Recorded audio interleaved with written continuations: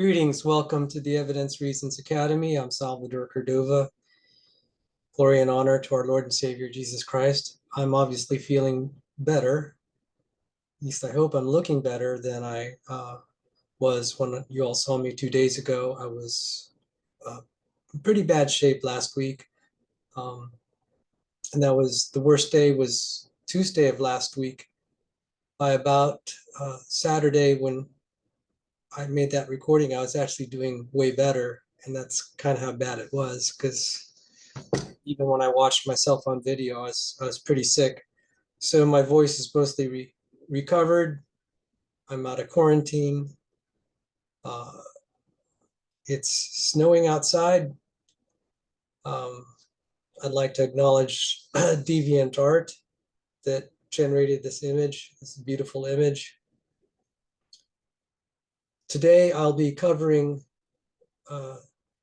3 different formulations of classical mechanics, and one of them, namely Newtonian, Lagrangian, and Hamiltonian. And one of them, the Hamiltonian formulation, has been imported or exported to quantum mechanics. So a lot of quantum mechanics are framed with Hamiltonian, the quantum mechanical version of Hamiltonian mechanics. Now, I've actually studied a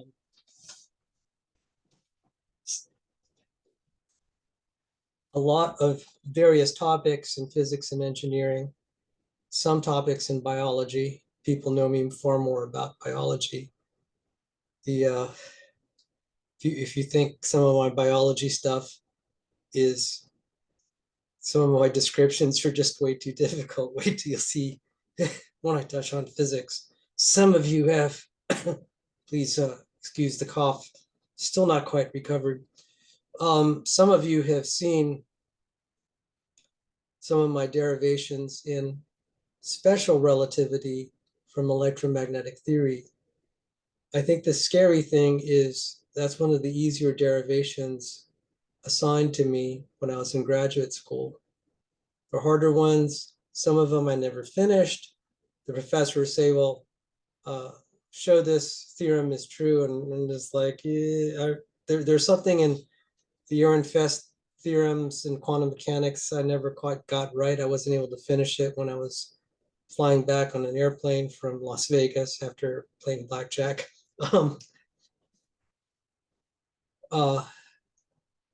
And there's some that I have done that I could at least do the manipulations. Some you can't really even put in Mathematica. I mean, there's probably a way to get Mathematica to solve it for you, but by the time you can get Mathematica to solve it for you, you can do it by hand. But it doesn't necessarily mean that I grasp the significance of it physically. Like, what does this have to do with physics? It was just, there's some disconnect, and a lot of the physics that I studied had those disconnects. And stuff is thrown at you so hard that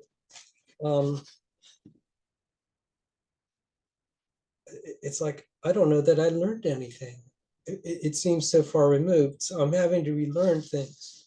Now, this is the book I studied out of to study classical mechanics. It's a graduate level classical mechanics book by Goldstein, Pohl, Safko. I think just for shorthand, we call it Goldstein's mechanics. He was a professor at Goldstein was Columbia University. And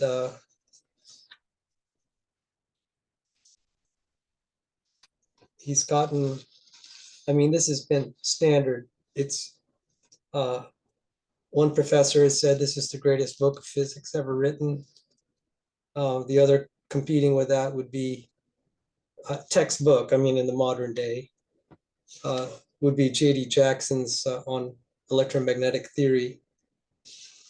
This was a miserably, I think classical mechanics was the most difficult subject at least in the graduate school that I studied, which is Johns Hopkins Engineering for Professionals, their applied physics program, this was the most difficult class. It was harder than mathematical physics. It was harder than the way they taught quantum mechanics. It was harder than the way they taught general relativity. It was hard. So let me see if you could see this. This is from this textbook, okay? And you could see right there in Hebrew, it references Daniel 3:23. So this was encouraging to me. You're going to a secular institution and you feel like, well, God, how can I find my path to you in going to this place that seems so cold? And then right there, you open your textbook and you see the mention of God. And that was reassuring. By the way, I know this will sound so racist, but I'll say it anyway. The Jews seem to be really good at science. And there just seemed like a very gifted and chosen people. And I have no problem with that. God is, someone had said, what's the best proof that there's a God? And he said, the yellow pages. That was so funny. He said, look at all the businesses. They're all owned by Jews. God has shepherded his people through all this persecution. Even though they sinned, he had promised to be faithful to the children of Israel. And so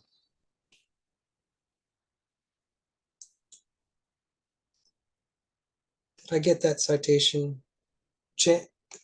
Did I say 3:23? It's 2:23. So let's look at Daniel 2:23. And let me just share it here.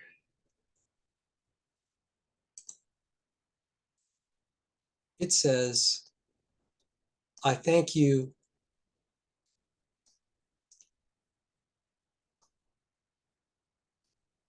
I thank you, God of my ancestors. I thank you and praise you, God of my ancestors. You have given me wisdom and power. You have made known to me what we asked of you. You have made known to us the dream of the king. And I do not know the Hebrew words that Goldstein in his physics book referred to. I would presume it says, you've given me wisdom and power. And he says here, Goldstein says, and above all, I want to register thanks and acknowledgement of my heart in the words of Daniel. And he writes it in Hebrew. So I thank you and praise you, God of my ancestors. You've given me wisdom and power. You have made known to me what we asked of you.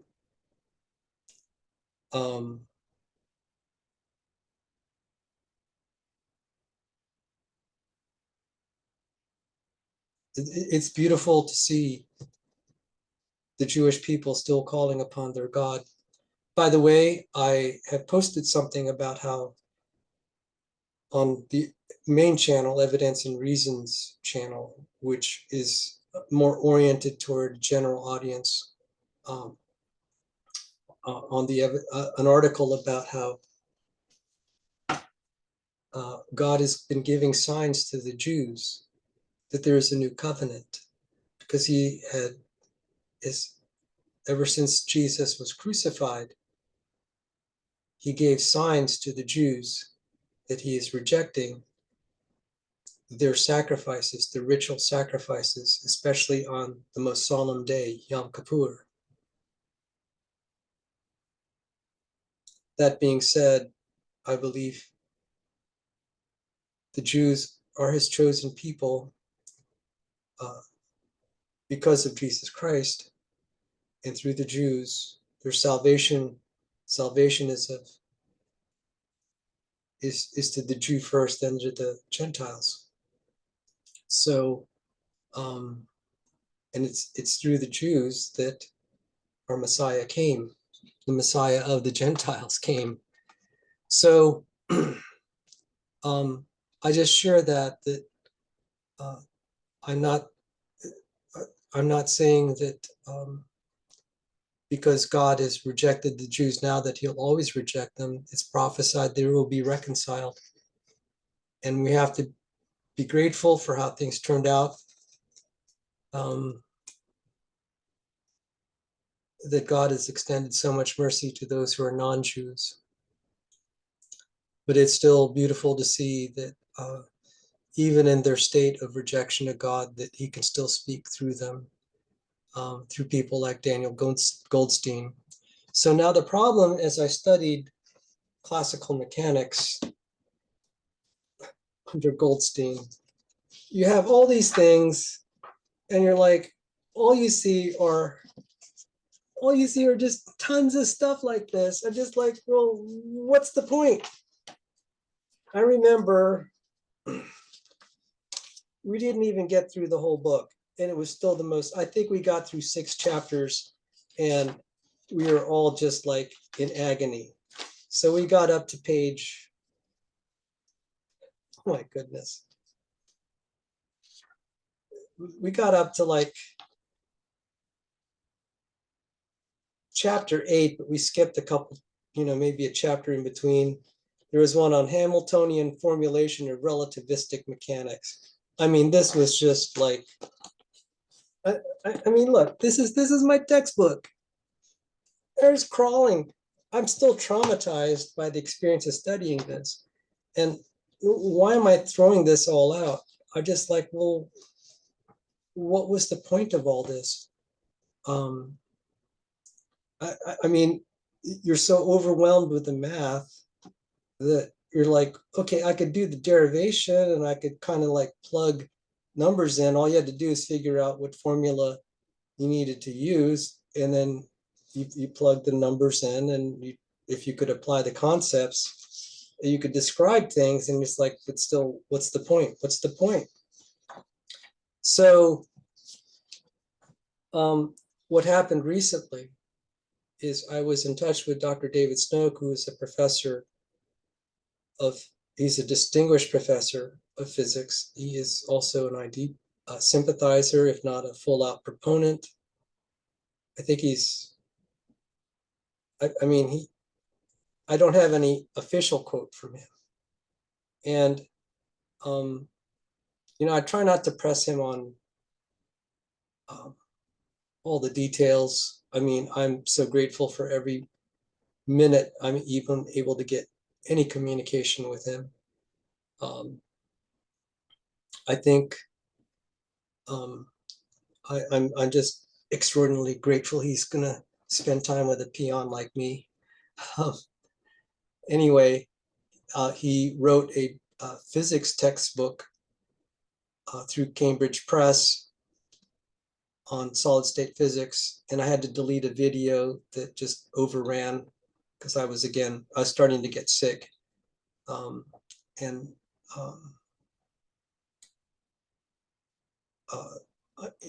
That video ended up running 6 hours. I had to delete it just because it had just like a lot of garbage in it. It's just not worth it. I'm going to re-record it. But in the process of making that video, which was also related to a project I am now undertaking, and I have suggested it to be part of my graduate studies in a PhD program in biomolecular engineering. I'll have to learn the quantum Hamiltonian. And even though I've studied quantum mechanics, this was my graduate level book in quantum mechanics. Really, it's more for a junior in quantum mechanics. But for a lot of the engineers that were not physicists, which was the case for me, it was appropriate to make this a graduate level class for someone who already had an engineering degree and is trying to learn physics, which is the case for me. So in a lot of sense, my understanding of physics is, there are areas where it would be junior level physics, but at this point, because some of my math skills and physics skills have declined so much because I had to focus on biology and fighting Darwinists for in an intervening decade and a half, I've lost a lot of my skill set. But that being said, even when I was at my prime in physics, I didn't understand it. I knew enough to know I didn't know anything. But I'm going to have to up my game because I'm starting now to delve into areas of physics where it's expected that I'm going to make a contribution to the field and advance knowledge in it. There is one area I've been called upon to connect statistical mechanics, information theory, and design theory, and Landauer's theorem in an educational paper. And Dr. Snoke has seemed also interested in that. I'm working in the paper with a emeritus professor of heavy thermodynamics, Andy McIntosh. So it connects statistical mechanics, thermodynamics, and information theory as it relates to people interested in the intelligent design argument. You'll hear me repeat a lot of the same stuff, except you'll see the math worked out. One of the examples will be connecting Landauer's theorem, the Clausius integral, and the Sackur-Tetrode equation for ideal gases, and then how that relates to intelligent design claims regarding entropy. And this is the book of statistical mechanics and thermodynamics that I studied. Now, statistical mechanics has a reputation of being called sadistical mechanics, but the way they taught this in at least at Johns Hopkins, it wasn't as bad as statistical mechanics, but this is like a typical page. And so as a poor grad student, what do? You just kind of stare at one page for 1 or 2 hours trying to decipher these equations. I mean, yeah, this is what I had to deal with.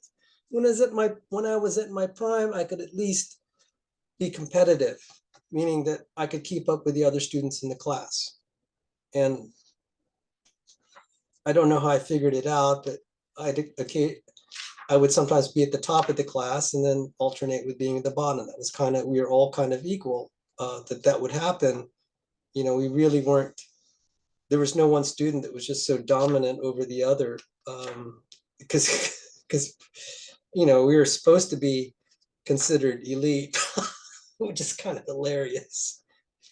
A lot of my fellow students, it was intimidating. They were graduates of Stanford, MIT, Harvard, UC Berkeley.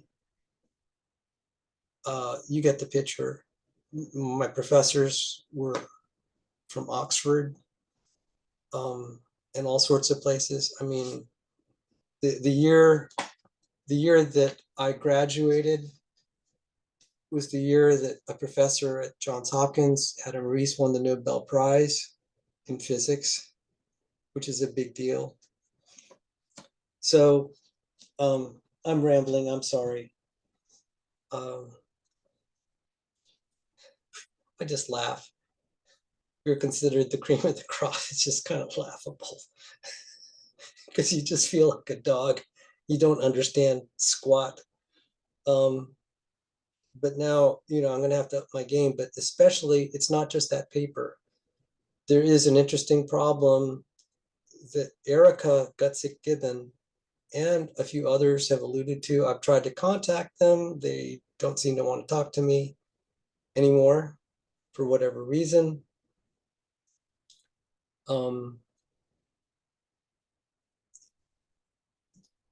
That I think they have had, I have to agree with their complaint that accelerated nuclear decay has problems scientifically. First off, anytime you appeal to miracles to solve your theory, then perhaps it's not a completely scientific theory.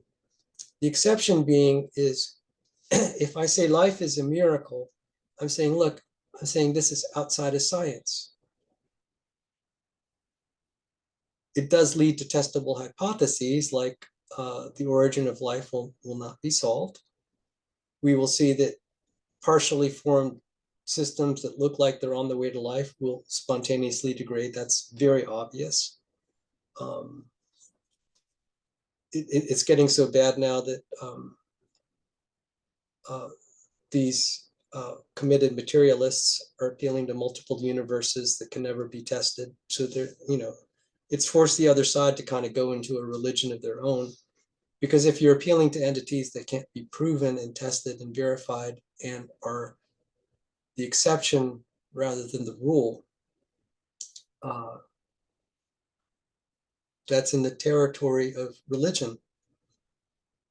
So, and I'm a religious man, and I will try to, what they say, demarcate. Is this, at this point, a religious theory or a scientific one? When you can invoke normal mechanisms, mechanisms that are the rule. And in statistical mechanics, you're dealing a lot with rules versus exception. You have a spectrum going from normative behavior to very exceptional behavior. When it gets very exceptional, you could say, well, we're going to rule that out. That wouldn't be considered normal. Be miraculous if it did happen. And even if it did happen, it couldn't be, a certain state couldn't be sustained for very long. It would revert back to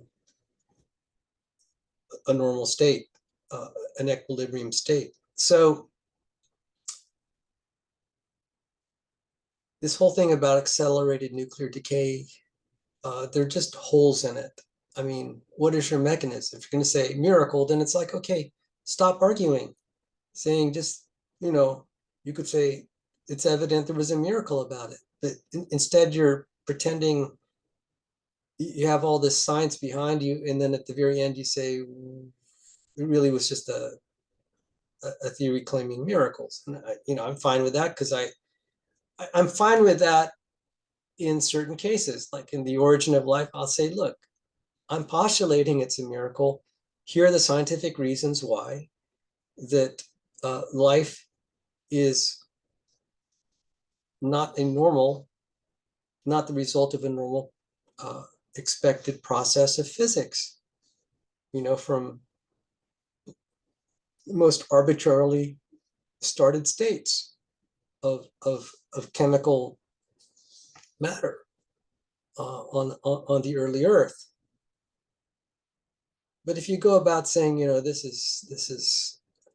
is first-rate science, and you're just going to get slaughtered. So Gutsick Gibbon recently debated some creationist who dresses himself up in Superman outfit, and it's kind of hilarious. The guy just doesn't know what he's talking about. He's been rejected by a lot of, the more top tier. They don't want to communicate with that guy. He's so disreputable. He makes us all look bad. So, I mean, you could figure out who I'm talking about. I'm not going to mention, I'm going to refrain mentioning him by name, and he associates a lot with the likes of Kent Hovind. It's kind of, that's not going to go very far.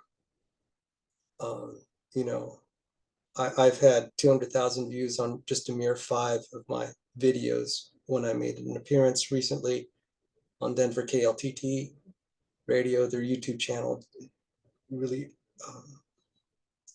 exploded on my videos, and I've been continually, they're begging me to keep coming back, and I've had to decline because I have a lot of other things, including an appearance with James Tour this coming February. I'm going to rehearse my presentation. It's been approved, and it's going to be very much one that I did on the intelligent design and the problem of evil. I'm going to refine it a little bit more.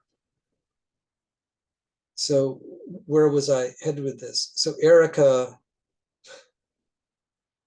going to keep beating creationists if they keep playing stupid. And I'm just going to say, look, I almost will root for Erica because she's just showing how stupid you are. And it's like, if they I hope she discredit those creationists, because, maybe some creationists come to hear what I have to say and see how to do it right.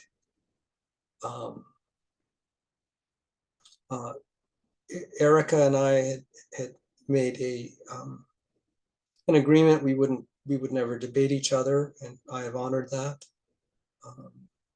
She stopped contacting me at some point, but you'll see that all of our, for the most part, as far as I could tell, all of our recorded exchanges, and I'll just say even privately, there's not been any hostility, and it's kind of sad to see that I'm losing, friends. I considered her a friend, but we are, after all, enemies, but friends on personal level, that in terms of our viewpoints on matters such as creation, evolution, we are definitely mortal enemies in that sense. And it's kind of sad. I respect her.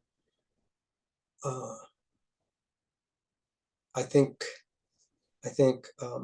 in the end, the viewpoint she's defending, I'm rather confident it's wrong. She can own creationists who keep playing. I did a video on proper tactics to debate evolutionists. I said, do not take Erica on in ground of her choosing. You will defeat her easily if you choose origin of life, if you choose eukaryotic evolution, protein evolution. You will have a very difficult time if you argue the age of the earth, partly because there are honorable creationists that say these are legitimate problems. And one of them is the accelerated nuclear decay, which I would argue it's an option you go to when maybe you don't have a scientific argument, but then, just state that up front. But you're trying to make it a scientific argument, and then at the very end you say, oh, we have to invoke a miracle to cure the heat problem. The way around that is maybe there was never accelerated nuclear decay, but there was another mechanism. I've insisted on it, and I regret to say some people have given me pushback on that. And I said, well, look, at least I have experiments that may suggest the alternative mechanism of quantum mechanical heavy electron particles could explain it, because we have experiments from the Naval Space Warfare Systems and NASA Glenn Research, plus the Proton 21 lab in Ukraine. I don't know if it's still in operation. The lab has been shut down even before the Ukraine war. But there are numerous other experiments, and some they're continuing to be conducted around the world. And the more that I've studied this, it's like, this is the real deal. What sparked it? I recently saw a paper that said we've been able to show heavy electron quasi-particles in cell membranes. And like, they had to use very special techniques. They're even able to track the transition from heavy to light. Now, that was so interesting. I said, why don't you describe how you track it going from light to heavy? But I guess they were able to first make detections of heavy electrons and then watch them convert to light. And there are methods outside of biological systems. They're able to see heavy electron quasi-particles. There are ways of detecting them, and it was fascinating. So heavy electrons exist. And if that's the case, they behave like muons in terms of their ability to catalyze nuclear reactions. And it's like, the sky's the limit at that point. And it's no wonder we're starting to see experiments in solid state physics, which they also call squalid state physics. A little bit more about that. Squalid. The meaning, dirty and unpleasant, involving a contemptible lack of moral standards. That's the dictionary definition. A contemptible lack of moral standards. And it's like, yeah, that's me. As far as physics, if you're a solid state physicist, you're viewed by the elites, like the string theory elites or the string theory mafia, as a person having a contemptible lack of moral standards. So this field of solid state physics, which has brought about the semiconductor revolution that has brought about the internet, your smartphones, all these magical devices, it's actually viewed by the string theory mafia and the physics elite is kind of dirt physics. We're kind of like, we're kind of on the low tier of physics, which is kind of amazing because in terms of practicality, the solid state physicists are the big movers and shakers. The string theorists, the string theory mafia that's another story, but you could say they've done nothing, but they're often regarded as having the power and the brains, and they're extraordinarily bright, which is kind of like, that's kind of an interesting question in itself. Why did the physicists that are who've made such big breakthroughs in the practical realm and created modern technology, why are they not in the places of, of the hierarchy of considered this, the wisest? I think the historians of science will hopefully sort that out. It's going to be an interesting question. So that being said, this is kind of a long-winded way of describing why I have been motivated to study quantum mechanics. I will continue in my commitment to make the Intelligent Design College course, but I'm getting to the point that there are now so many PhD level biology students, biochemistry, cellular biologists. I mean, that are ID friendly. You don't hear their names until they've come out of the closet themselves, but I'm part of secret groups where we get to meet and support each other, but we can't out them. They are from Harvard, they are from Yale, they are from University of Chicago, they are from Princeton, and you could just go on. I mean, probably every major institution, and the numbers of them, my jaw is dropping. And if you get any hint of that, you want a hint of that publicly, look at the people that are surrounding James Tour at Rice University. Tons of his students, obviously sympathetic to his views. He's in a climate where obviously there are probably professors that absolutely hate him at that university, but there are many that love him and are sympathetic to his views. I meet his colleagues. Some have come out of the closet, like Discovery Institute, senior fellow Richard Gunasekara.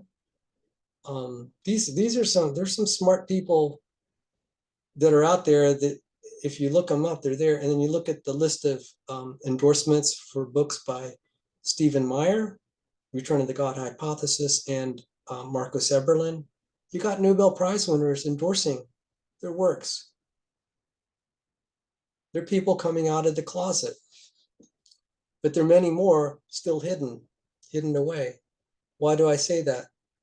There's less and less need of me to be in this space, except as I would be kind of like the elementary school teacher at this point compared to these guys. But there's still a role for an elementary school teacher. I'm going to be teaching mostly elementary, basic intelligent design. I will teach some advanced intelligent design stuff. But there are people there that are going to go way beyond me in 10 years, 10, 15, 20 years. My best biology efforts will have been obsolescent. And so my place is to establish kind of the elementary level of this, to put it on a good foundation. It's mostly what you may hear at the Discovery Institute, but there'll be twists to it that I think need to clean it up. Definitely the creationists do not have a very good handle on describing the intelligent design theory versus creationism and its role. They are intersecting. They're not completely, one is not completely the subset of the other. But there are important threads that would benefit both disciplines. But there's possibly one person on the planet right now that is interested in pursuing heavy electron quasi-particles and the young Earth creation model. That person is me.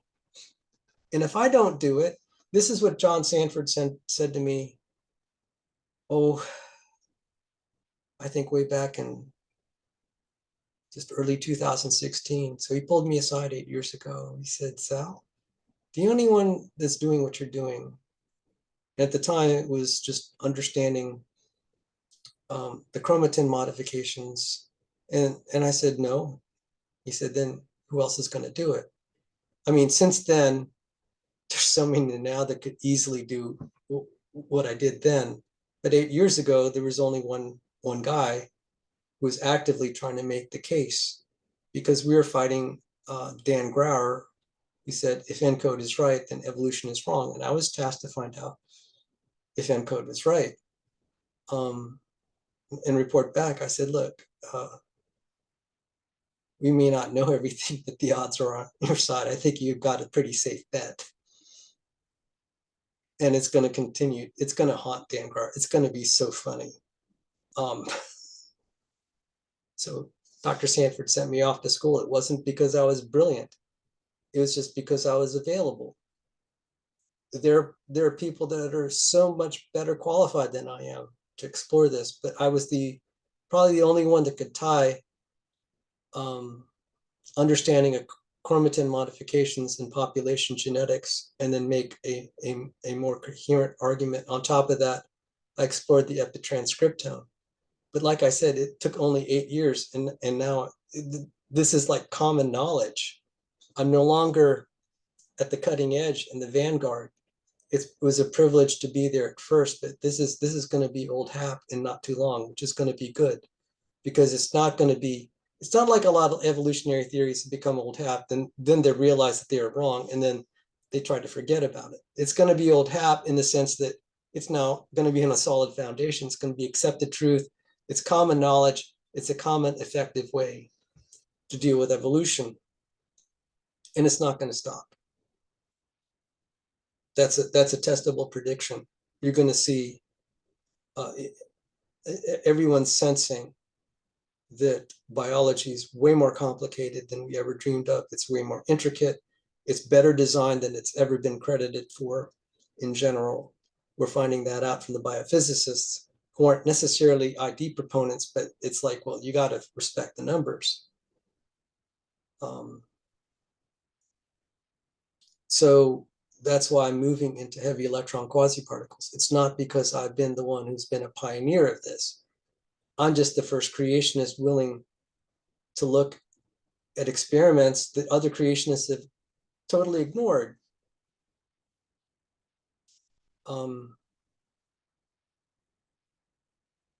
It's going to be kind of sobering that I might be.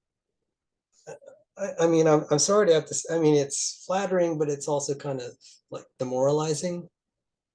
There are probably 5 people in creationism that have reasonable exposure to general relativity. That would be John Gideon Hartnett, a Dr. X, who I shall not name, but he's a very good mathematical physicist, Russell Humphreys, Philip Dennis. Oh my goodness, Philip Dennis should be like, he would be number one, then John Gideon Hartnett, then Dr. X, and Dr. Russell Humphreys, and then myself, and maybe Jason Lisle. I put Jason Lisle less than me because of his obviously wrong theory of unmeasurable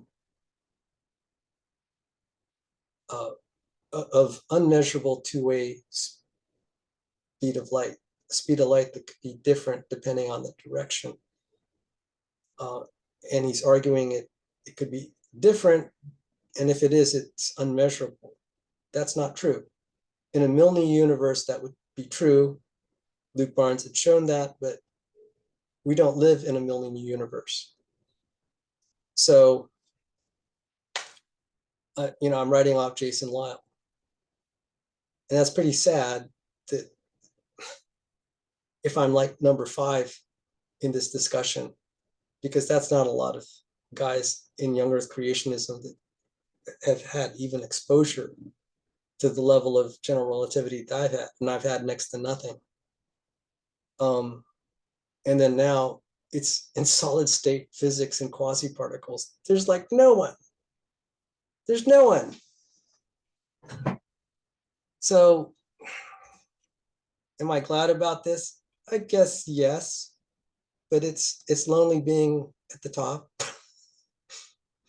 And being at the top when you know that there are people that are in the world totally that are more qualified than me, but they just don't want anything to do with young Earth creationism. So I'm delving into a field where I have to appeal to a field dominated by people that totally dismiss young Earth creationism. I'm going to import what they do into a young Earth creation model. It may be the rescue of it, and it's not welcomed by young Earth creationism. But will I do it anyway? Yes. Will I make the attempt? Yes. One, because the physics is interesting. There are many quasi-particles. I did a 2-day review just to say, is this feasible? I wrote Dr. Brian Miller at the Discovery Institute, and then I wrote to Dr. David Snook. Dr. David Snook was so generous in his time. And I said, I'd like to write a review, if only for my sake, about quasi-particles in biology. My jaw dropped.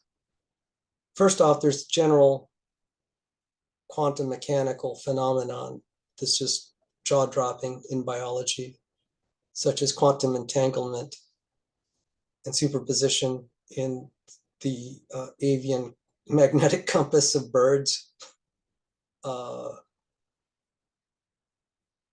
That's just incredible. The other thing is, in addition to the avian magnetic compass of birds, there are polarons, which is a quasi-particle that have been detected in transmission of electric charge through DNA. So in a DNA repair mechanism, there has to be a way for DNA damage to be detected and then communicated to DNA repair mechanisms. And polaron quasi-particles have been published in the Proceedings of the National Academy of Science as one method of charge transfer for DNA. There are excitons, definitely, so many exciton quasi-particles in the process of photosynthesis. There is quantum tunneling in the azurin protein in the transmission of electric charge. Again, this is amazing stuff. And now we have found means of detecting heavy electron quasi-particles inside biological systems. And this is also very interesting because we're finding nuclear transmutations in biological systems. If we can demonstrate that we can actually see these quote unquote, see the heavy electron quasi-particles inside a cell, then it would become believable they could act like heavy, like muons catalyzing nuclear reactions. Now, it is a big step to say, quasi-particles implies a muon-like catalysis, but we definitely have experiments that can demonstrate at least the existence of heavy electron quasi-particles in biology.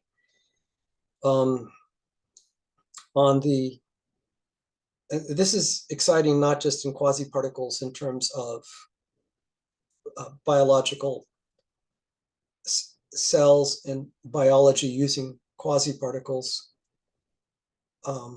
entanglement, superposition.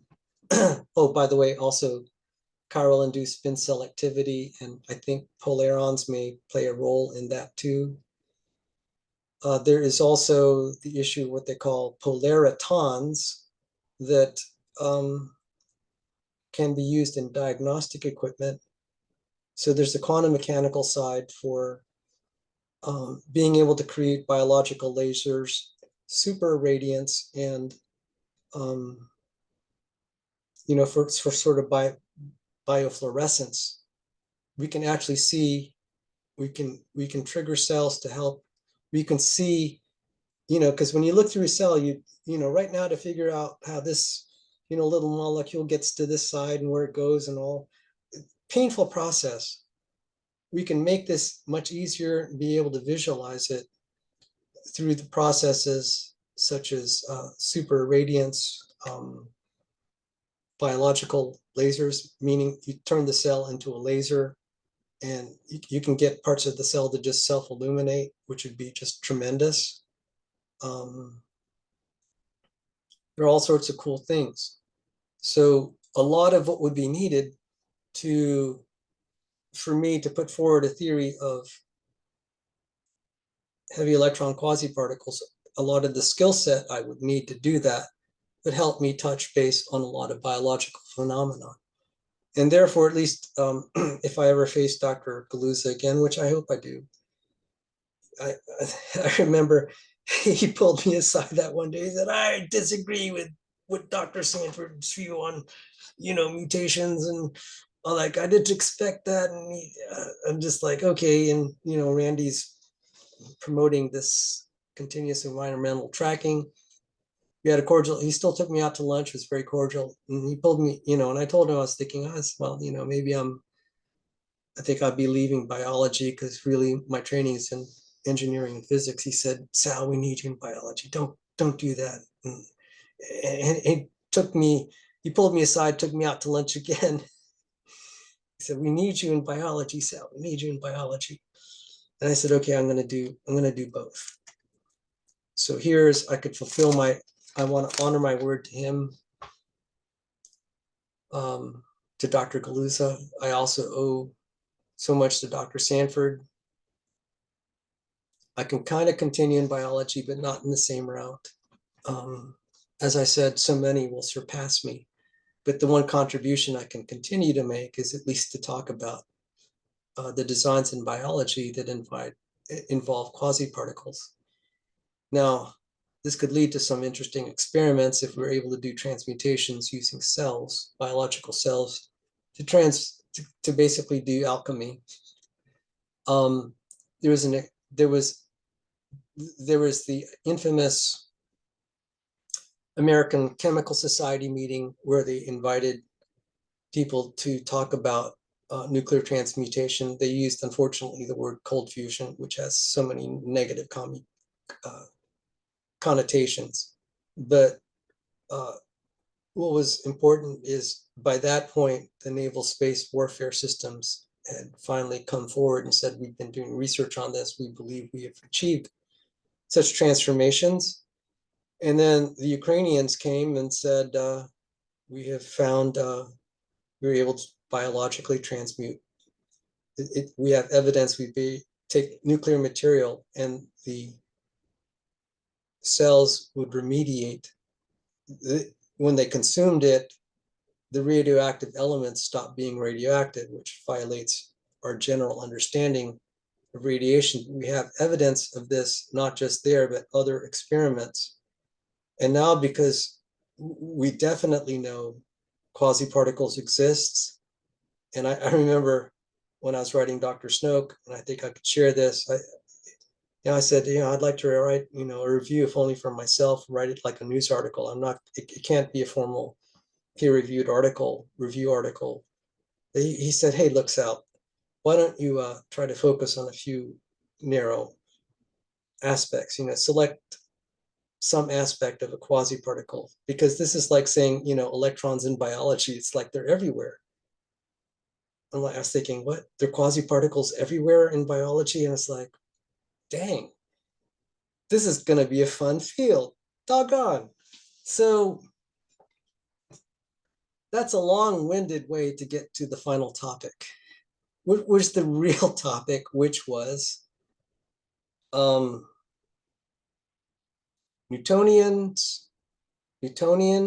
Lagrangian, Hamiltonian mechanics, classical mechanics, and the Hamiltonian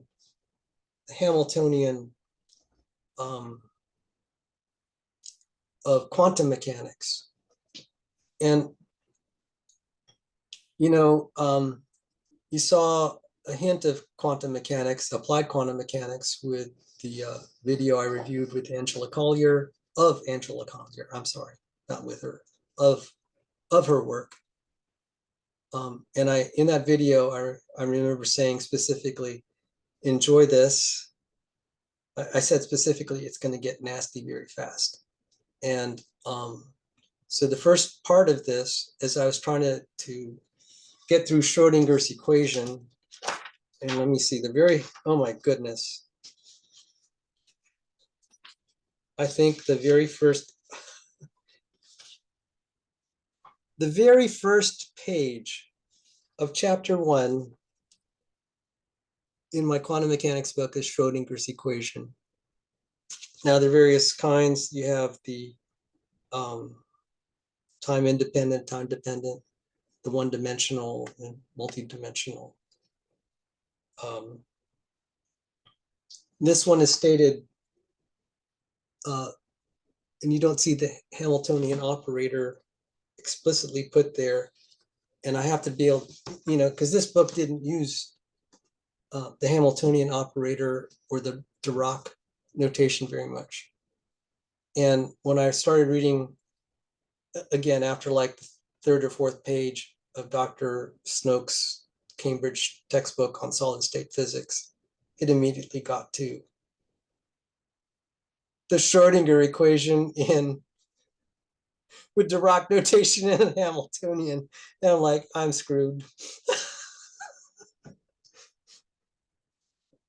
So I'm going to have to learn all this. Because there's not going to be anyone to help me. There's not going to be anyone else that I see would want to, leave what they're doing, which is a very fine, like the guys doing quasi-particle research, on things like the NASA Glenn Research Program or the Naval Space Warfare Program. There's just not enough of us that are in this, much less anyone that's going to connect this to young Earth creationism. But I feel this, even though the end point is high risk, there's a lot of good stuff that even if you don't reach the Mount Everest, the peak, the summit of Mount Everest, as you intend, you can still get pretty high. And I just want to get high. So with that, I really want to thank Dr. Elliot Schneider of Harvard, another Harvard physicist, like Harvard-trained physicist, like Angela Collier. They just, they're just turning out some great physicists out there. You'd have to agree. So let me find this video, and I'm embarrassed I don't have it handy just right now, but I'm gonna load it up. Oh, and here it is. So let me try to get it started, and we'll watch it. Hello and welcome, everybody. My name is Elliot. Ooh, it's Elliot Schneider, and I'm gonna share the screen, and I'm gonna comment on it. This is my way of also advertising his work. He's accepting patronage for his work, and at the very least, I want to give him total credit for this. I've considered donating because this is worth. I mean, I wish I had watched this before I'd undertaken Goldstein's mechanics. Goldstein's mechanics. I'm still traumatized by this book. The only thing that got me through there was the fact that it quoted the Bible in the opening.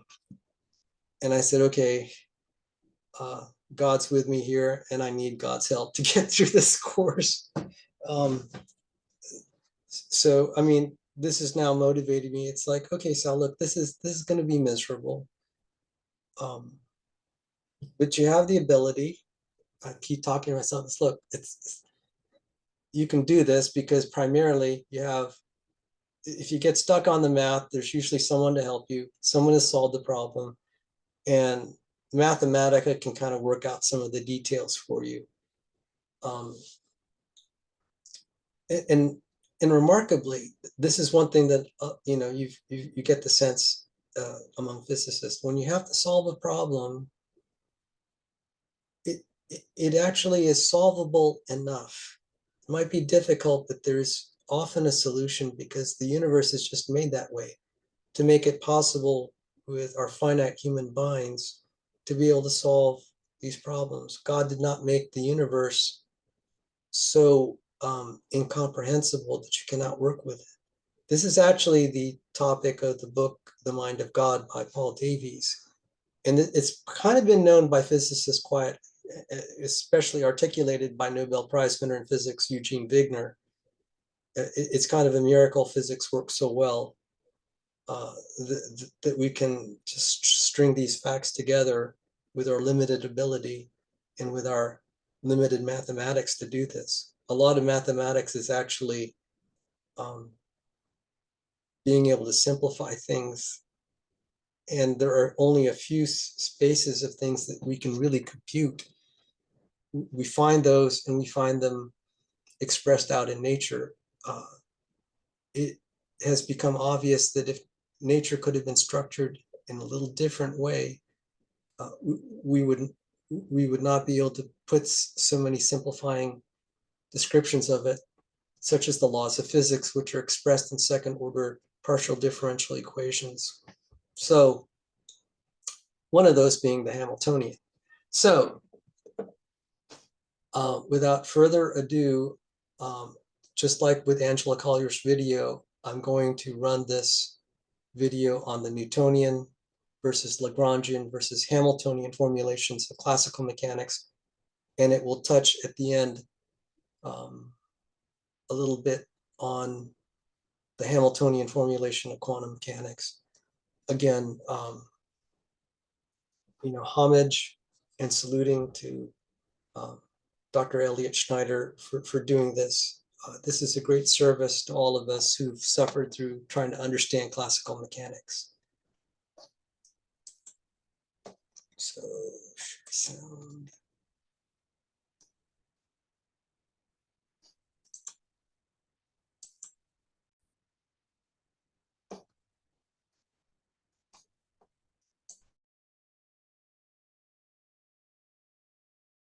Hello and welcome, everybody. My name is Elliot, and in this physics mini lesson, I'm going to give you a quick introduction to the three formulations of classical mechanics, aka Newtonian, Lagrangian, and Hamiltonian mechanics.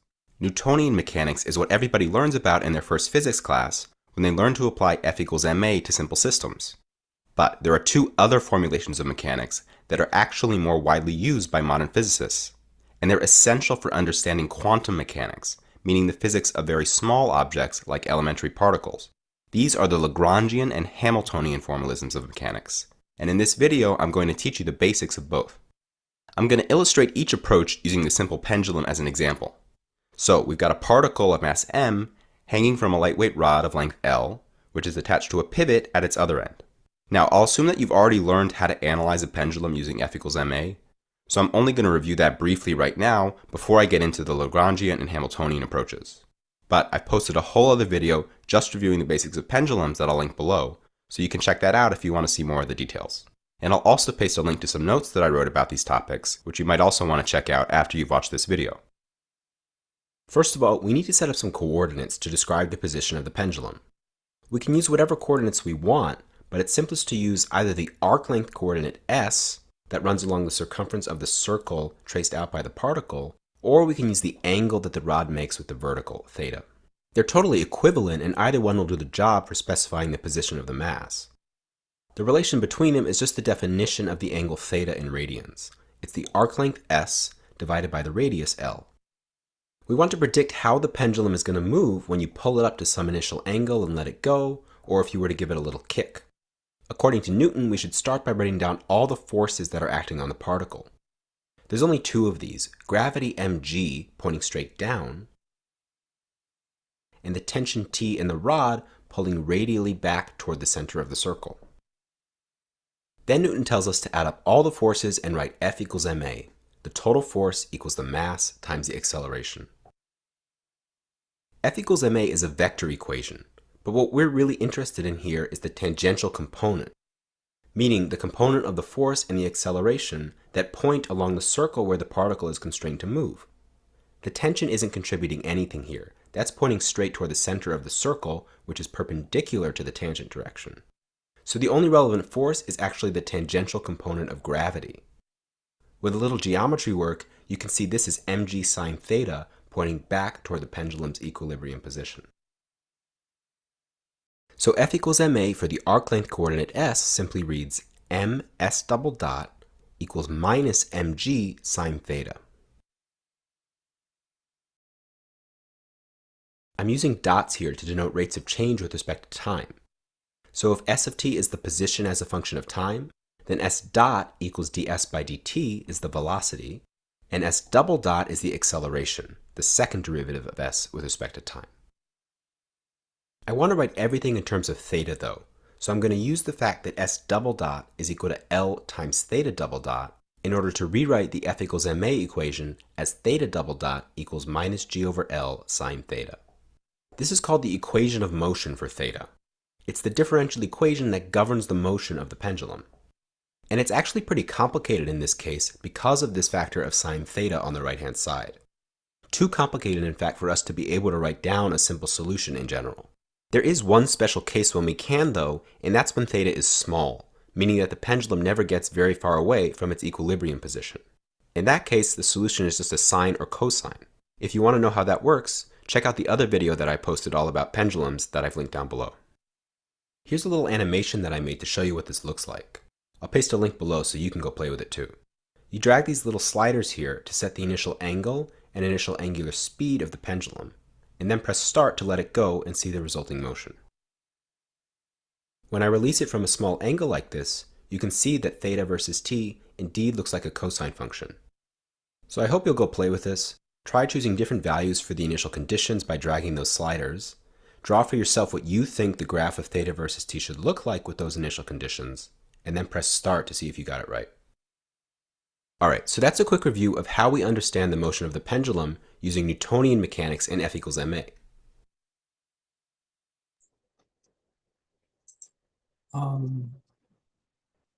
Sorry about that. Let me just stop the share here. I'm just going to comment. This is like first semester physics as an undergrad, as you know, as a sophomore level physics. But even as I looked at this, it's like, man, been so long since I solved the problem that trivial, and even then it's not trivial. He mentioned that I'm going to use my pointer here, that this equation is not trivial. It's what they call a transcendental equation. There's not a simple solution. The solution exists, but it's not compact. It's just going to be miserably ugly.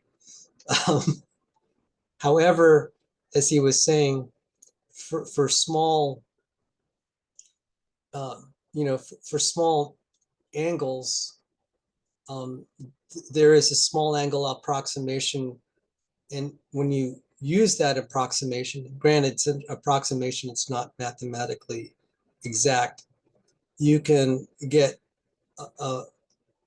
if you assume that is true and you know it's not, but you assume it because it's an approximation, you can derive a very simple equation, and that helps. So what was the point of that? Well, a pendulum, I mean, okay, there was century, I'm guessing here, there's a century of mathematical analysis to figure out the motion of a pendulum. Remember, why do I say centuries? Look how long it took before Newton, humanity existed a long time. Pendulums existed a long time, but we could not analyze it mathematically until Newton came up with his laws of motion, namely the second law, force equals mass times acceleration, and also calculus, which he invented, one summer as, I guess, like a kid, a teenager, in his spare time. The guy was specially anointed to do what he did. I mean, if we look at that, it's like, man, that was that was a lot of headache to just describe. I think that's a thing that just shocks me. Just to be able to describe something, I mean, a known phenomenon, but to translate it into a mathematical description is agonizing. But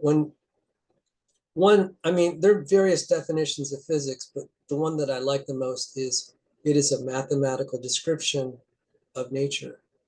But I mean, I could not do what Dr. Schneider just did just now from scratch. If you he said, describe the equations of motion with Newtonian mechanics. I mean, look, you give me 2 hours, I would be able to regurgitate that, ace that part on the test. I mean, unfortunately, that's the way I got through a lot of school. It's like, you could look at something like this.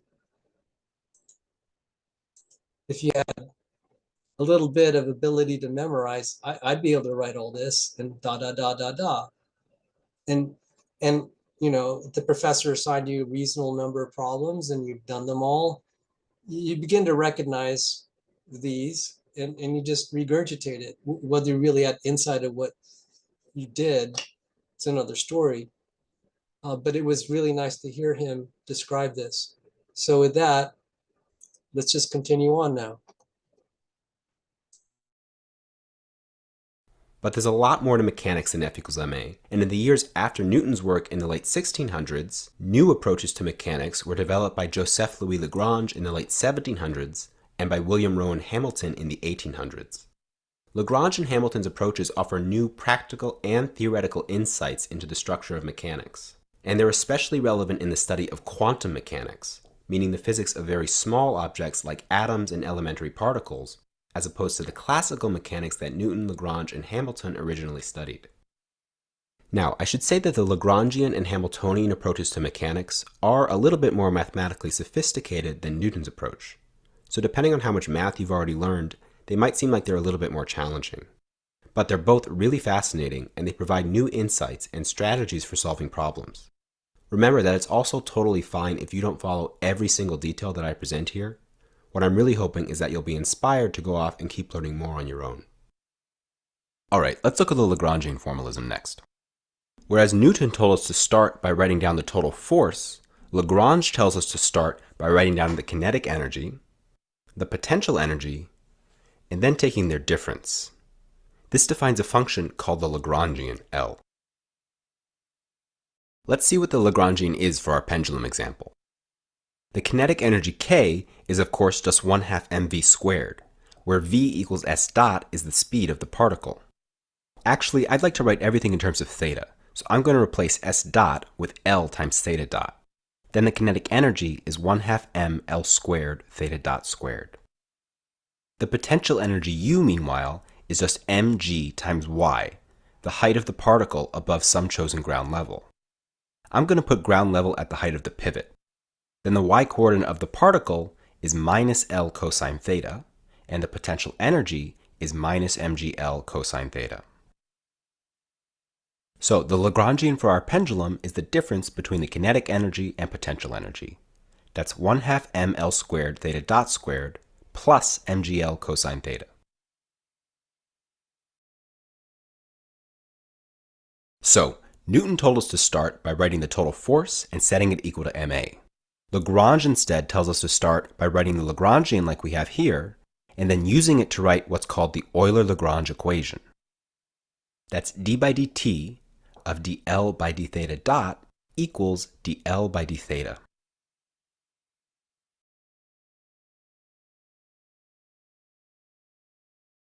By the way, the curly d's here stand for partial derivatives. If you've never seen those before, don't worry about it. For practical purposes, they behave just like ordinary derivatives. Now, I'm not going to get into too much motivation as to where this Euler-Lagrange equation comes from in this video. What I just want to do for now is write it down and investigate the consequences. But the short answer is that the Euler-Lagrange equation is the condition for the action S to be minimized, where the action is defined as the integral of the Lagrangian. The claim is that of all the possible paths that a particle could follow, the one it actually chooses is the path that minimizes, or more precisely extremizes, the action. This is known as the principle of least action, and the implication is that the trajectory satisfies the Euler-Lagrange equation. But unpacking all of those details would really require its own dedicated video. Right now, I just want to see what happens when we plug the pendulum Lagrangian into this Euler-Lagrange equation. The right-hand side of the Euler-Lagrange equation is the derivative of L with respect to theta, and we're going to treat theta and theta dot as independent variables when we take these derivatives. That means that the only contribution to dl by d theta comes from the cosine theta term in the Lagrangian, and we get dl by d theta equals minus mgl sine of theta. For the left-hand side, we need to know what dl by d theta dot is, and from the kinetic energy term, we get ml squared theta dot. Then taking d by dt of that just turns theta dot into theta double dot. By the way, dl by d theta dot here is called the momentum p corresponding to the coordinate theta. dl by d theta is called the generalized force. The reason for the terminology is that the Euler-Lagrange equation is then reminiscent of Newton's second law. Force is the rate of change of momentum. So the result of plugging in our pendulum Lagrangian into the Euler-Lagrange equation says that ml squared theta double dot equals minus mgl sine theta. Canceling out the common factors, we once again obtain theta double dot equals minus g over L sine theta.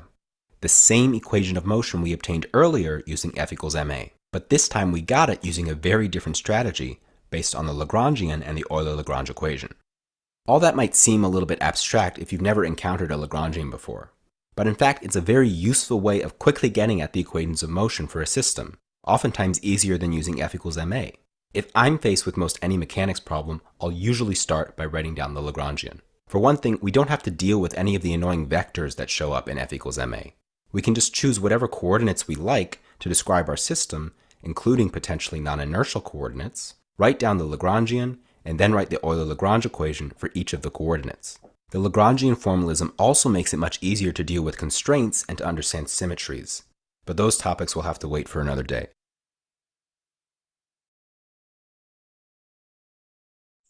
Okay, so he was doing such a good job, even though I wanted to comment along the way, I felt it do a disservice to his presentation. He's saying this might be a little more difficult. That's just like the understatement of the year, even though it's only like the first 6 days of 2025. Going back to Goldstein's mechanics, we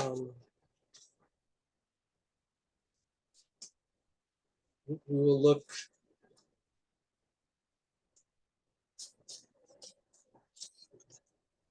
D'Alembert's principle and Lagrangian and Lagrange's equations.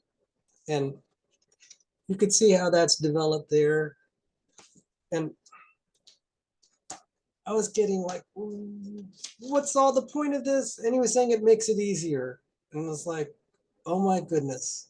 So for a trivial system like this,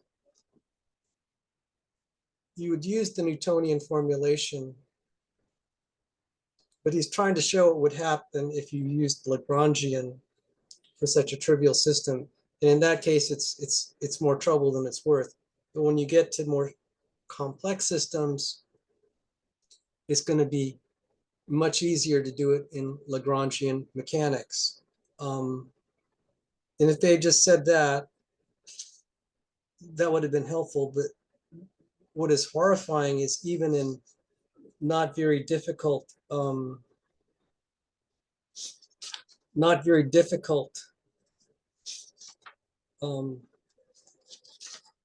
problem sets. I mean, you could see how much this is just a little pendulum problem, and like already the math is like not so nice, and I couldn't, unless I'm working with it a little bit more than like just now, I wouldn't be able to synthesize it from scratch. That's why sometimes, as they say, if you want to learn something, you teach it, and I would have to start teaching myself and then possibly students so that I could get a little bit more versant in this. But I mean, this is what I had to contend with when I was studying Lagrangians. And at least now I know the method of the madness, but some of the things that you study are like, it takes that much math to describe just even a simple system. And it's like, yeah, I do remember that one thing my professor said. He said, well, there's some systems that are so complicated we can't describe it with, any math.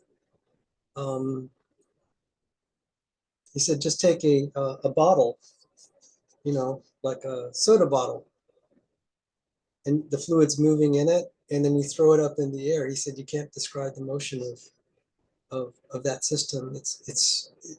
It has just too much going on with it. You can't describe it simply. I mean, obviously you can record it as it flies in the air and whatever, but to try to put it in a mathematical equation that will give you a nice simple prediction, it's not. I do remember that he went on a 90-minute, maybe 45 minutes. He was describing just the, when a quarterback in football throws a football through the air and it spirals through, he's working all the mechanics of that. And it's like, that was not trivial. I do know that it was when I was studying classical mechanics undergrad, and we were just using Newtonian, we were modeling the flight of a baseball just going up and then back down, but then putting in atmospheric effects. It resulted in second order differential equations, and we had to use partial integration. It took 5 hours he said, you go ahead and team up. It took us 5 hours to solve the little baseball. It's like, it's very humbling. I said, that's not a particularly complex phenomenon. You're just going to throw a baseball up in the air and describe how it comes back down. And it was 5 hours of equations. And we were laughing at ourselves. We were supposedly the smartest guys in the university. That was the George Mason, since we were taking this in the undergrad. And you're just like, man, that's kind of humbling. You need all that math to describe the baseball. So, I was like, well, hey, that's pretty cool, Newton. And then we did a little bit of Hamiltonian stuff, but we didn't understand it. The thing about Goldstein's mechanics is they gave you all the theory and you use variationals, functionals, and variational calculus. It's like I didn't even learn that when I was a math major. We didn't learn variational calculus. Calculus of variations. Let's see if they have it here.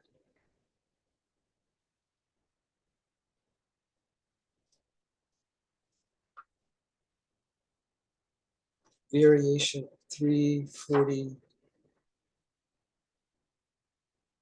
353. I'm sorry, this has just sparked my interest. See, they call it variational calculus. Their derivation of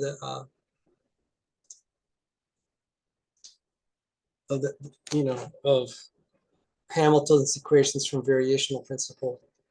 So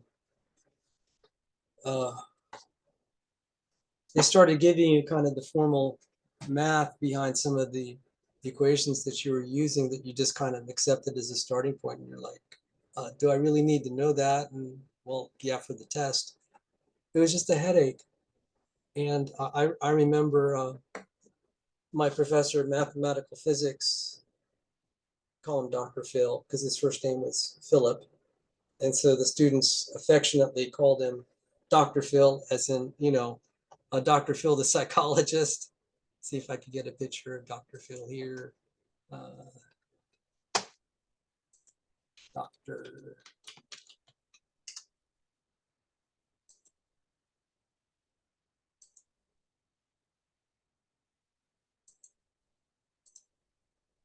Yeah, I need to get it. Yeah, so Dr. Phil. So we affectionately called our physics teacher Dr. Phil. And so I was studying mathematical physics from Orfkin. Is it Matthews and Walker? I'm sorry, Matthews and Walker.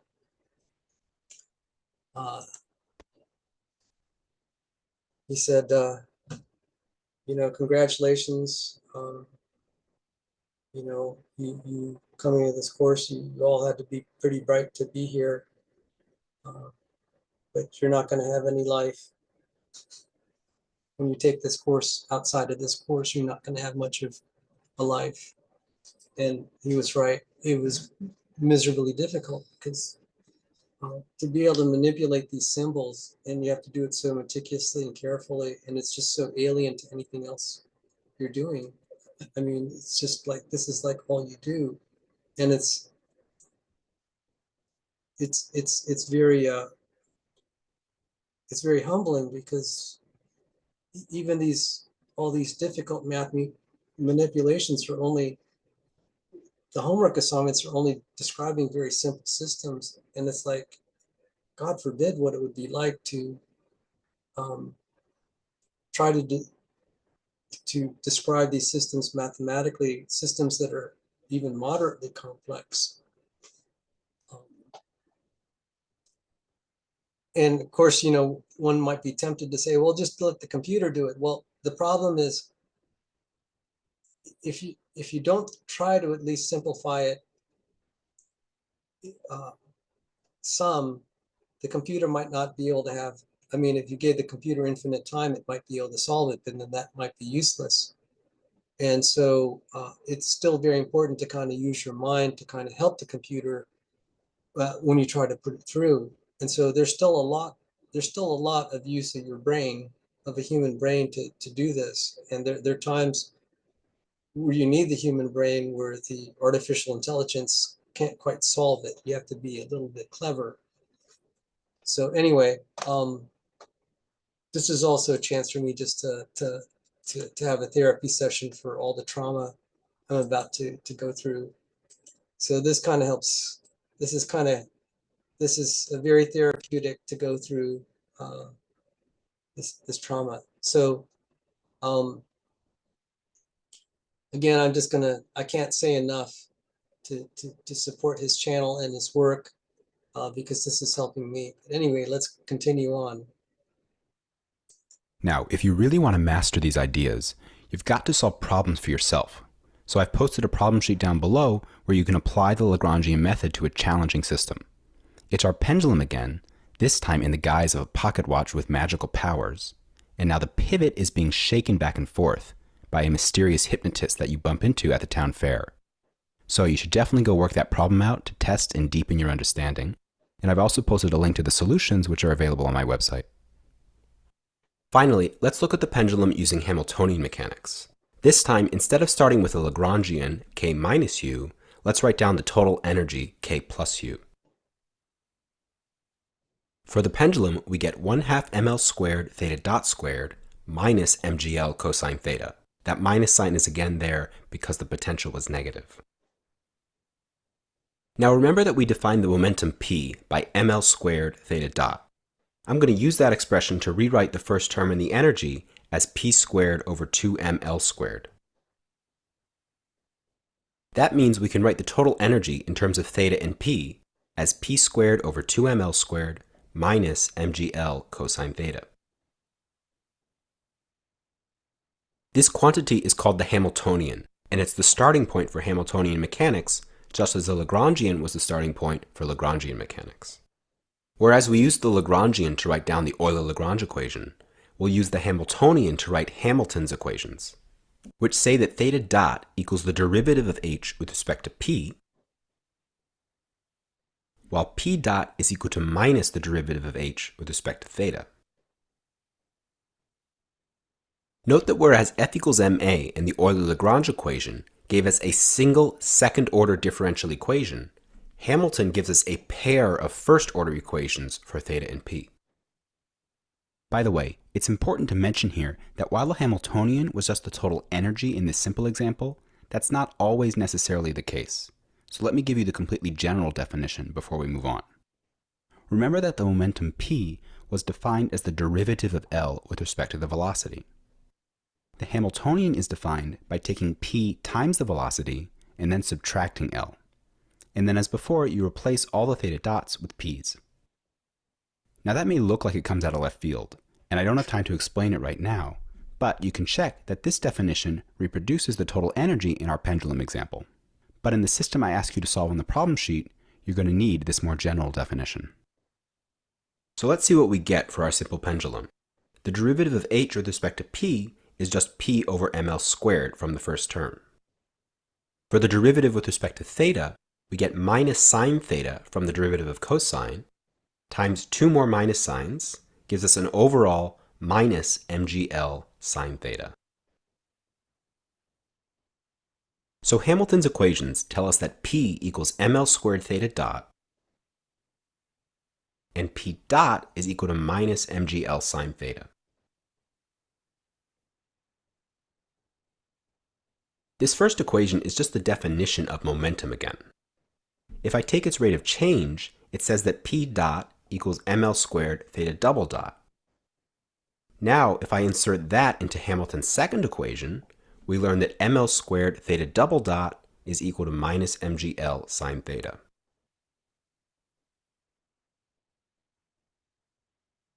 Crossing out the common factors, we arrive one more time at our old friend, theta double dot equals minus g over L sine theta.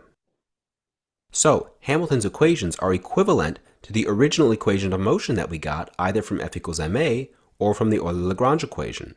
They just split the single second-order differential equation into a pair of first-order equations. First order because we only have one derivative acting on theta and p. But what does that really buy us? Hamilton's pair of first-order equations aren't necessarily any easier to solve than the single second-order equation of motion that we started with.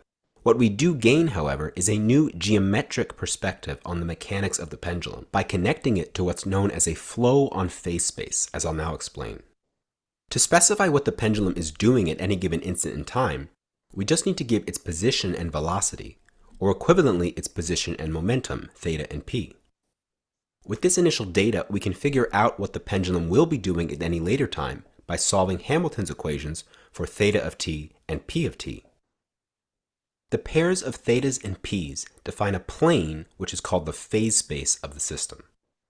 We start out at our initial condition theta of 0, p of 0, and as time goes on, our coordinate moves around this theta p plane, tracing out a curve which is known as a flow on this phase space. These flows are very special. They won't just travel along any old curve in the theta p plane. In particular, because the energy of the pendulum is conserved, if we evaluate the Hamiltonian at any time t along the flow, we're guaranteed to always get the same number. The energy is a constant of the flow. Here's what a few of the lines of constant energy look like for our pendulum. Because the energy of the pendulum is constant, we know that our initial point has got to move along one of these lines of constant energy as it evolves with time. So here's another little animation that I made. Again, you drag these sliders to set the initial conditions that you want for the pendulum. The initial conditions pick out your starting point in the phase space. So here I'm starting out with some particular angle and 0 momentum. Then we're going to let the pendulum go and see how it evolves with time. As the pendulum moves, its angle and angular velocity are changing with time, and therefore the phase space coordinate is changing. But since the energy is constant, we know that the particle has got to travel along this line of constant energy.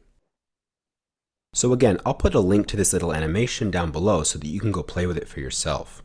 Notice in particular that there are these two different kinds of curves of constant energy. We've got these closed loops near the center of the phase space and these open wavy lines farther away. Try setting the initial conditions so that the particle sits on one of the wavy lines, and figure out what the physical difference is between these two types of phase space flows.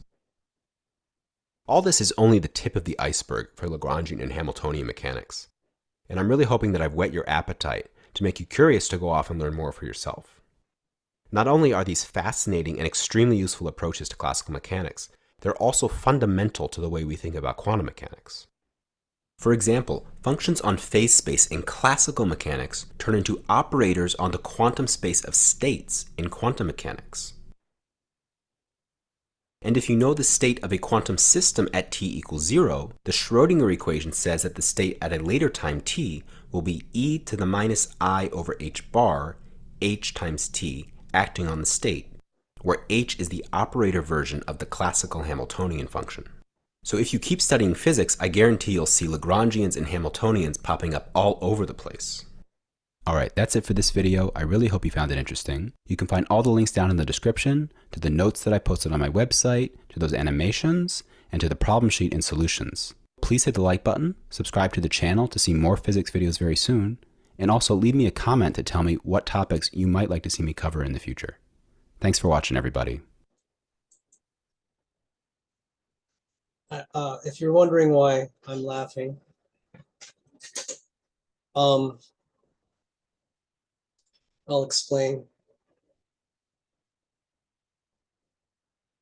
He's definitely a physicist, and you're practically a mathematician at that level of physics.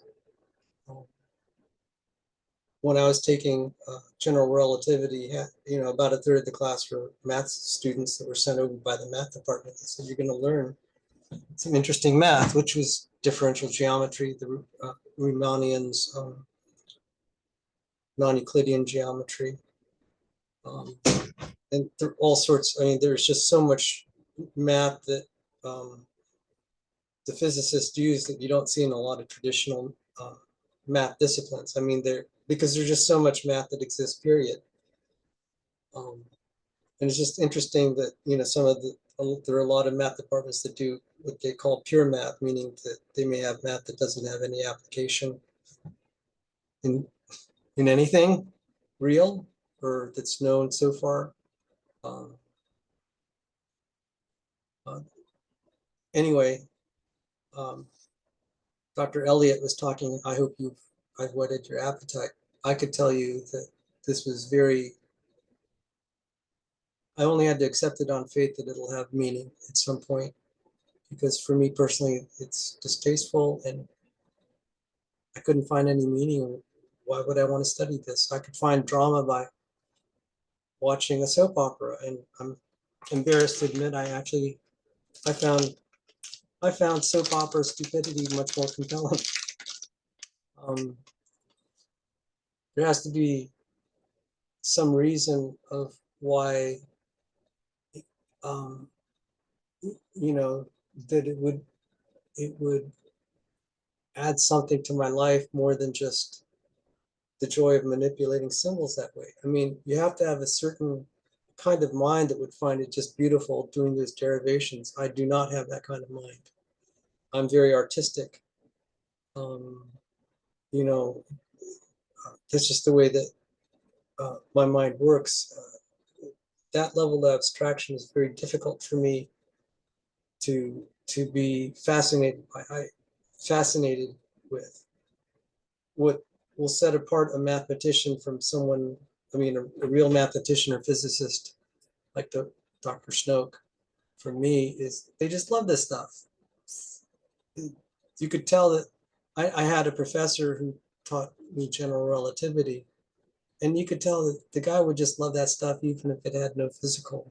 He was a mathematician at heart, like a pure mathematician. It's like you got the impression he would still find some love of this, even if it didn't describe anything in reality. And when you look at the string theory mafia, it's like, yeah, you got a lot of types like that. But that's almost the level of love of abstraction that one needs to be able to cope with this, because this is, for some of these guys, this is all you do. That's your professional job all day long. Of course, you're like, well, what's the point? Well, it's like, well, in a technologically advanced society, businesses and nations will compete. Who has the better, who has the sort of people that can generate and use this sort of math. And, you know, um, I mean, sadly, like in World War II, we saw who built the atomic bomb first. We had all the brilliant guys that could do this sort of physics. And it starts to add up. I mean, the collective effort of many individuals doing this, it may not seem like it's much at first, but collectively, once you build a system, it's powerful what can be done. You can build nuclear systems, either for good or bad. You can send men to the moon and build space probes to reach the outer space, the outer reaches of our solar system, etc. But man, the journey is just difficult. So I laughed a little bit when he said, does that whet your appetite? The only reason that I started to guess I could say this now, maybe I'd get in trouble. I was in sixth grade, and I said, I think I'd like to, I thought an atomic bomb was, I mean, I was really fascinated by pyrotechnics and fireworks. And when I saw, that mushroom cloud, I said, that's really fascinating. I think I want to build a firework like that. And so I started, it's like, oh, what's uranium? And like, how would you put that together? And what's the K factor? In fact, in mathematical physics, one of the problems assigned was show how you derive the K factor. The K factor tells you how much uranium you need to be able to build a self-generating reactor. When you have enough of that uranium and you can concentrate it, you can have a self-sustaining nuclear reaction. And of course, it tells you how much uranium that you would purify. And if you concentrate it, you would actually make an atomic bomb. And I was like, that's pretty cool. And that's why I wanted to study a little bit more physics. I said, I want to build one of those fireworks. So, and of course, you learn the physics of how to build that in graduate school. So I'm not saying anything that this hidden technology. The hidden part is the how. You have the theory of how the bomb works, but how to build the components is very difficult. In the technology, that's But I mean, you guys, if you want to figure out, just Google all that stuff. You'll figure out, it'll give you all that information you need. It doesn't necessarily mean you're being acquired, the specifics, uh, which is, very specialized knowledge. So that's why I was laughing. I said, I think, you know, uh, would it whet my appetite? And I'm like, no, that just seems like it's going to be grueling. But now that it might help me have insights in how to do nuclear reactions at the using heavy electron quasi-particles, now it's starting to become interesting. This will, though, raise legal issues because there are some issues, first with, radiation safety, and then also, isotopes. Of course, if the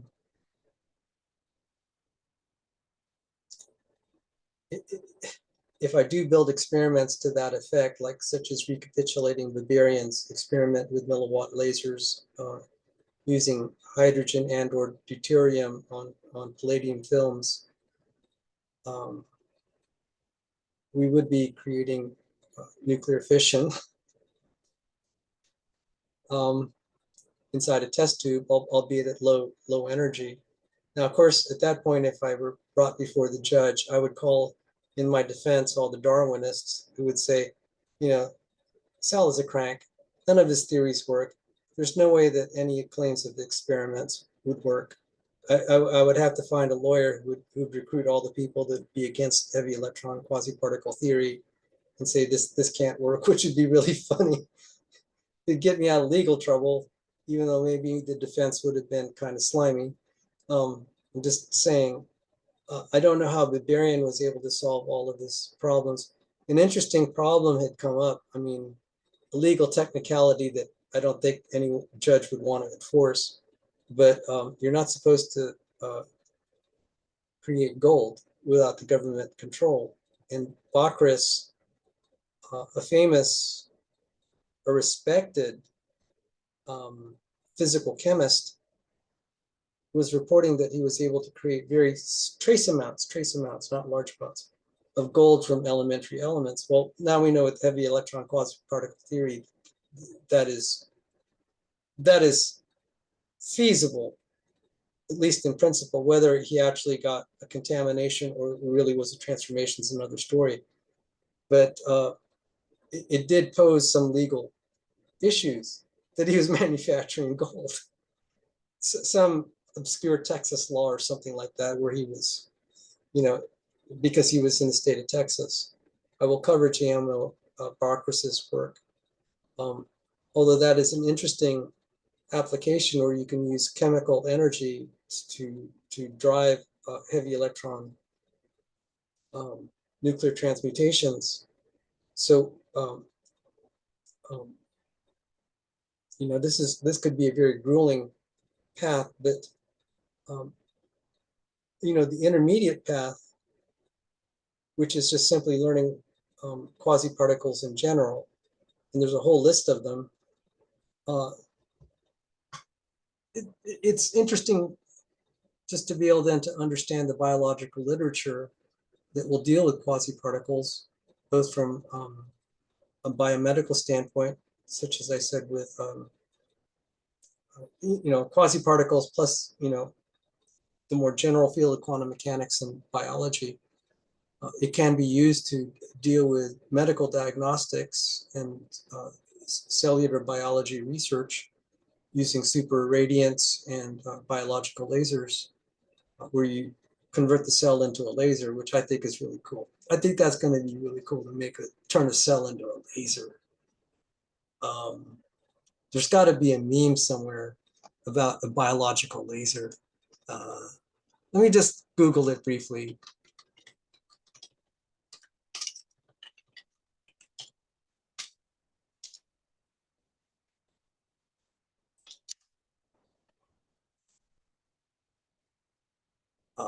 Do they have a meme for it?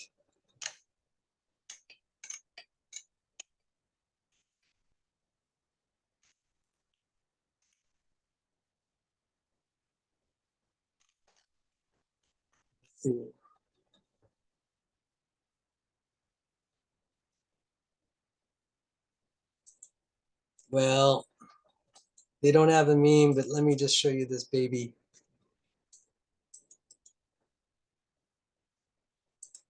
This was just, you can Google this and you'll find it. Oops. This is a picture of a cell. I think it is a human cell that is turned into a biological laser. I mean, that is just like totally cool.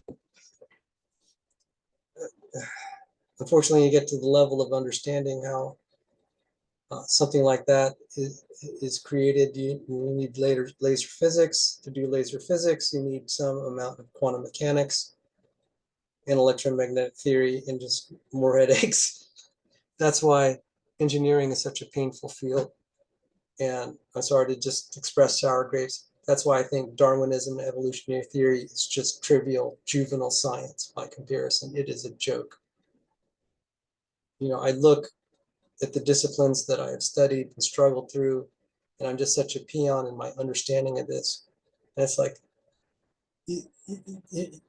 it's like even at the level that I attained, which is like nothing, it's so superior to anything in evolutionary biology. The field just looks like a farce, and it poses itself as one of the greatest scientific disciplines. I just laugh. So like, no, it's not. And it's hard not to have just contempt for that discipline that pretends to be science, and it doesn't hold up. And it's kind of refreshing to actually be going back into a field where I'm not fighting left and right all the time like I was in biology. You know, um, fighting left and right to justify myself. Here, um, you're fighting against the equations and trying to learn it, and that's you have a lot of people that come beside you and say, "Hey, I struggled there too. This was hard." I mean, it was a feeling to be among the other grad students. We didn't hardly ever talk to each other. Occasionally, we would run into each other, which is rare, and have a conversation with like, "Yeah, that was pretty rough." And he said, "Yeah, I hardly understood a thing the professor said." It's like, you too, eh? So, anyway, glory and honor to our Lord and Savior, Jesus Christ, who made all this world for us to understand. I'm going to close out with see if I can find a song to close out with. Um, I mean, it'd be nice to have a nice song, right? To kind of lift up our, end on a happy note. So, well, since this feels like a battlefield, well, I'd like a hymn, but um, let me just see if I have it.